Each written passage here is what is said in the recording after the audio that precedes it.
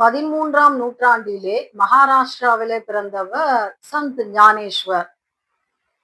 8 வயதிலே அவர் எருமை மாட்டை வேதம் சொல்ல வைத்தார். எதற்காக அப்படி சொல்ல வைத்தார்? விட்டோபா ருக்மிணி இந்த தெய்வீக தம்பதிக்கு பிறந்தவர் ஞானேஸ்வர்.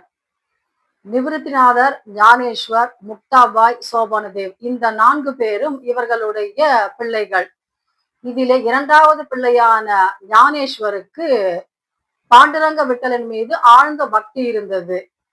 இந்த பிள்ளைகள் உபநயனம் செய்விக்க வேண்டும் என்று அந்தணர்களை கேட்கின்றார்களாம். அப்பொழுது அவர்கள் இழிவாக பேசுகின்றார்களாம். நீ வேதம் கற்ற அந்தணனா என்ன?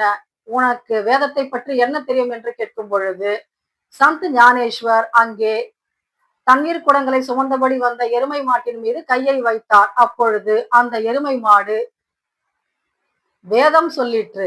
அந்த வேதத்தின் சாராம்சம் என்ன?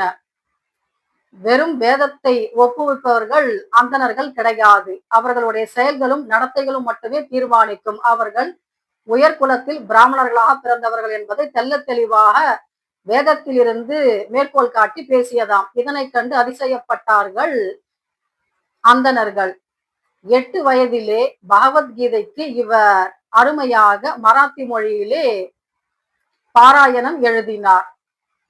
விஷ்ணுவின் அம்சமாக திகழ்ந்தவர் சந்த் ஞானேஸ்வர். தன்னுடைய 21வது வயதிலே ஆலந்தி என்ற நகரிலே இவர் ஜீவசமாதி அடைந்தார்.